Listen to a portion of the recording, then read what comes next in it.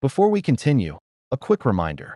This video is for educational and historical storytelling purposes only. Viewer discretion is advised.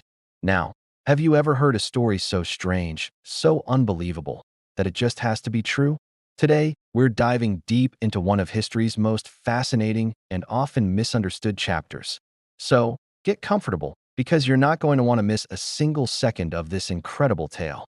Let's get started. Lagos, 1999. A city of endless motion, a symphony of survival. From the break of dawn, the streets hum with the energy of millions.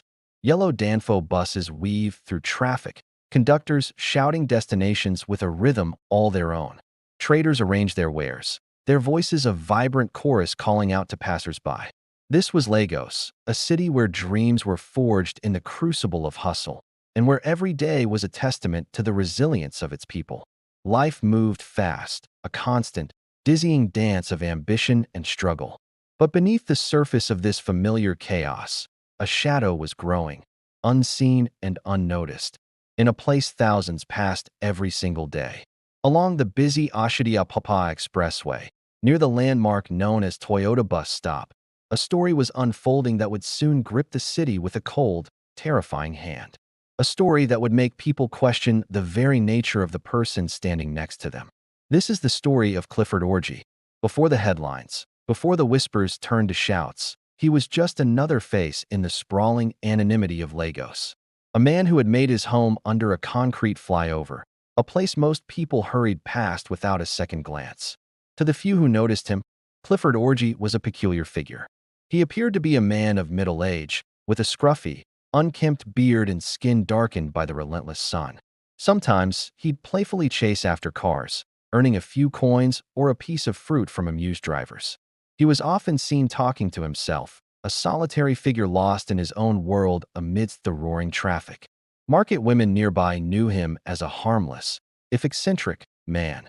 They saw him roast yams and plantains over a small fire, a common sight for those living on the fringes of society. He was part of the landscape, a detail in the vast, complex painting of the city. No one suspected that his humble, makeshift home beneath the bridge was a doorway into a world of unimaginable horror. No one thought to look closer. After all, in a city of millions, it's easy for one person to become invisible. For weeks, an unsettling feeling had begun to creep into the area around the bridge. A foul, sickly sweet smell would occasionally drift on the breeze, a scent that was hard to place but impossible to ignore. It was dismissed by many as just another part of the city's complex aroma, a mix of exhaust fumes, stagnant water, and rotting garbage. But then came the sounds. Late at night, when the city's roar subsided to a low hum, some people claimed to hear faint, desperate cries coming from under the bridge. A woman's scream, quickly muffled. A weak call for help, swallowed by the darkness. Was it just the wind whistling through the concrete pillars? Or the tricks of an exhausted mind after a long day? One woman, a local hawker, couldn't shake what she heard.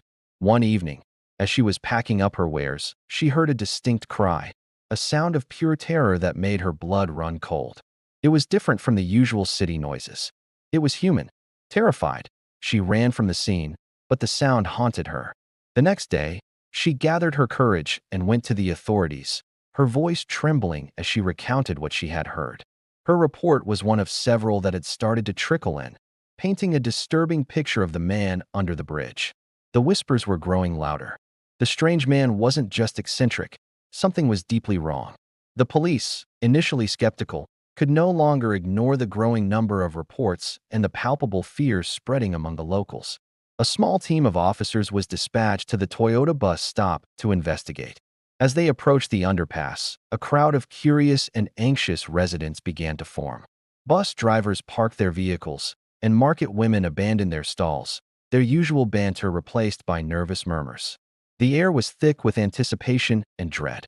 The officers, armed and cautious, descended into the dark, grimy space that Clifford Orji called home. The stench was overwhelming now, a nauseating mix of decay and filth that clung to the air. The crowd held its breath, straining to see what was happening in the shadows below. Shouts were heard from beneath the bridge, first of confusion, then of pure, unadulterated shock. The officers emerged moments later, their faces pale, their expressions a mixture of horror and disbelief. One of them immediately used his radio, his voice strained as he called for urgent backup. The crowd surged forward, a wave of humanity desperate for answers. What did they find? What could possibly cause such a reaction from seasoned police officers? The rumors began to fly, each one more terrifying than the last. But the reality was far worse than anything they could have imagined. As more police arrived and cordoned off the area, they began to bring items out from the gloom of the underpass. The crowd gasped, a collective sound of horror echoing through the expressway. First, there were personal items, handbags, women's shoes, and torn pieces of clothing. Then, something far more sinister emerged. The officers carried out crudely cooked pieces of what looked like human limbs, laid out on makeshift grills. A pot simmering over a low fire was uncovered, its contents too gruesome to comprehend. The crowd recoiled in unison. Women screamed and fainted. Men turned away, their faces etched with disgust and fury. And then came the final, horrifying discovery. From the darkest corner of Orji's lair, the police uncovered human bones, skulls, femurs, ribs, piled up like firewood. They found decomposing bodies, their identities lost to the violence inflicted upon them. The strange man who roasted yams was a monster. The harmless eccentric was a predator, hiding in plain sight. The space under the bridge was not a home, it was a slaughterhouse. Clifford Orji was immediately apprehended, his face impassive as the crowd rained down curses upon him. The city of Lagos stood still, confronted by a nightmare that had been living right in its heart. But who was Clifford Orji, and how did he become a monster in the city of Lagos? The bustling city of Lagos was gripped by a chilling discovery beneath the Oshodi-Isolo expressway bridge. Now, we delve into the investigation and the aftermath that left a permanent scar on the city's memory. The year is 1999. The area under the bridge, once a forgotten patch of urban landscape, is now the epicenter of a media frenzy. Police tape cordons off the scene as investigators in crisp uniforms begin the grim task of piecing together the puzzle. The air is thick with tension, a mixture of the humid Lagos heat and the cold dread of the unknown. Sirens wail in the distance, a constant soundtrack to the unfolding drama. Journalists from every major newspaper and television station descend upon the site. Cameras flash relentlessly, their lenses hungry for any detail that could explain the unimaginable. Headlines scream from newsstands the next morning. The Lagos Bridge Horror. Who is Clifford Orji? The story spreads like wildfire, whispered in crowded markets, debated in Danfo buses, and discussed in hushed tones in homes across the nation. For the people of Lagos, life has been punctuated by a terrifying question mark.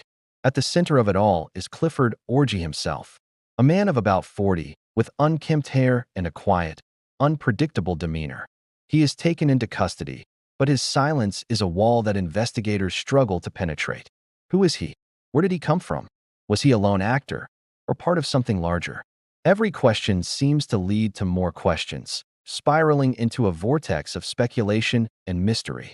As detectives dig into his past, they find a ghost. There are no clear records, no family to speak of, no history that makes any sense. It's as if he simply materialized under that bridge, a specter haunting the city's infrastructure. Was he a victim of a fractured mind, or was there a more calculated darkness at play? The police are baffled, and the public is growing more anxious with each passing day. Faced with a suspect who defies all logical explanation, the authorities make a crucial decision. Clifford Orji is to be held for an extensive psychological evaluation. The focus shifts from a criminal investigation to a psychiatric one. Experts are called in to try and understand the man behind the headlines, to map the twisted corridors of his mind. But even they find the task daunting. His responses are erratic, his behavior inconsistent. He remains an enigma, locked away from the world, and perhaps locked within his own reality. Meanwhile, the citizens of Lagos grapple with a storm of emotions. Fear is the most palpable. Parents hold their children a little tighter. The shadows under the city's many bridges suddenly seem longer, more menacing. People who once walked these streets without a second thought now look over their shoulders. The city's sense of security has been shattered. But alongside the fear, there is anger. How could this happen in plain sight? How could a man live under a bridge, allegedly committing such unspeakable acts, without anyone noticing? It sparks a difficult conversation about urban neglect, mental health, and the responsibility of a community to look out for its most vulnerable and its most dangerous. There's also a profound sadness, a collective mourning for the victims and for the loss of innocence the city has endured. The media coverage is relentless. For months, the Clifford Orji case is the lead story. Talk shows host psychologists, criminologists, and sociologists, all trying to make sense of the senseless. Eyewitnesses, some credible and some not, came forward with their own stories, adding layers of myth and rumor to the facts. The case becomes a modern Nigerian folktale, a cautionary story told to scare and to warn. It is a spectacle of horror, and the nation cannot look away. But as with all stories that burn so brightly, the flame eventually begins to flicker. The news cycle moves on. New headlines replace the old ones. The shock subsides into a dull, persistent ache in the city's collective memory. The case of Clifford Orji, once a roaring fire, becomes a slow-burning ember. Years pass. Clifford Orji remains in custody, confined to a psychiatric facility.